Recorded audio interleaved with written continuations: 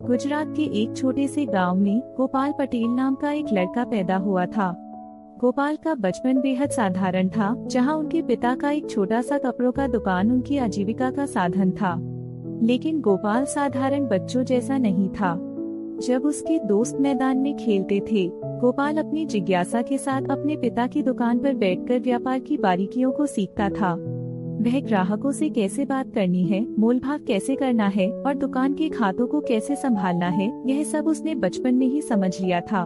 सपनों का जन्म। गोपाल हमेशा से अपने पिता की मदद करना चाहता था, लेकिन उसके सपने इस छोटे से दुकान तक सीमित नहीं थे। उसकी आंखों में बड़े शहर की चमक और दिल में अपने देश के लिए कुछ बड़ा करने की तमन्ना थी। उसने सोचा कि अगर मेहनत और सही सोच हो तो वह भी उन लोगों जैसा बन सकता है जो बड़े बड़े व्यापार खड़े करते हैं। अपनी पढ़ाई पूरी करने के बाद गोपाल ने अहमदाबाद जाने का फैसला किया। जेब में कुछ रुपए और सिर में बड़े सपने लेकर वह अपने सफर पर निकल पड़ा। शुरुआती संघर्ष और पहला कदम। अहमदाबाद पहुंचकर गोपाल ने सबसे पहले एक हीरे की व्यापारिक फर्म में नौकरी की। यहाँ उसने देखा कि कैसे लोग विदेशों में व्यापार करते हैं और बड़े सौदे करते हैं। यह अनुभव उसके लिए एक क्लासरूम जैसा था, जहाँ उसने सीखा कि व्यापार की सफलता का राज अवसरों को पहचानने और उन्हें भुनाने में है। लेकिन गोपाल नौकरी करने के लिए नहीं बना था। कुछ ही समय में उसने अपनी बचत के साथ एक छोटा व्यापार शुरू किया। उसने कृषि और औद्योगिक वस्तुओं का व्यापार शुरू किया। पहली बार जब उसने प्लास्टिक ग्रेन्यूल्स का एक बड़ा सौदा हासिल किया तो वह दिन गोपाल के जीवन में मील का पत्थर साबित हुआ।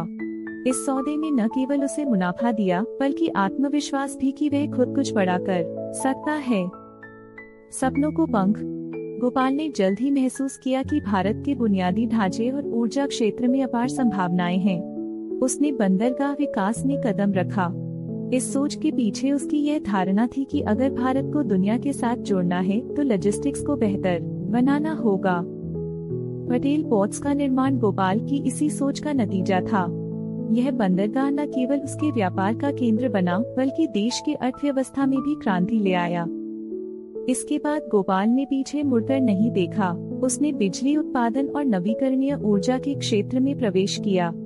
पटेल ग्रुप का हर नया कदम देश की जरूरतों को ध्यान में रखकर उठाया गया। गोपाल का हर फैसला दिखाता था कि वह केवल मुनाफे के लिए नहीं, बल्कि देश के विकास के लिए भी काम कर रहा था। मुश्किलों का सामना। गोपाल की सफलता की राह आसान नहीं थी। रास्ते में कई मुश्किलें आईं, कभी बाजार के उतार चढ़ाव से तो कभी सरकारी नियमों से। लेकिन गोपाल हर बार और मजबूत होकर उभरा। उसकी खासियत थी उसकी दृढ़ता और उसकी टीम के साथ जुड़ाव। उसके कर्मचारी उसे न केवल एक मालिक, बल्कि एक प्रेरणादायक नेता मानते थे। एक प्रेरक व्यक्तित्व। आज गोपाल पटेल को भारत का उद्योगपति कहा जाता है, लेकिन इतना बड़ा नाम बनने के बावजूद वह जमीन से जुड़ा इंसान है। उसने अपनी सफलता का एक हिस्सा समाज को लौटाने में लगाया। शिक्षा, स्वास्थ्य सेवा और ग्रामीण विकास के लिए उसकी फाउंडेशन ने कई ऐसे काम किए हैं जिनसे हजारों जिंदगियां बेहतर हुई हैं। गोपाल की कहानी हर उस व्यक्ति के लिए प्रेरणा है जो सोचता है कि बड़ी सफलता केवल बड़े शहरों या बड़ी शुरुआत से ही मिल सकती है।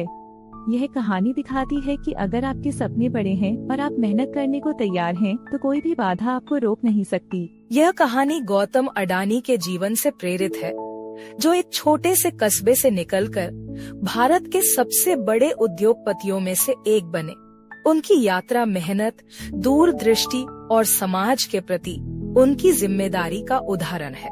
अगर आपको गौतम अडानी की प्रेरणादायक कहानी से कुछ सीखने को मिला हो और आप ऐसे ही और जानकारीपूर्ण वीडियो देखना चाहते हैं, तो हमारे चैनल टेक्नो टीच प्रत्युष को लाइक, शेयर और सब्सक्राइब जरूर करें।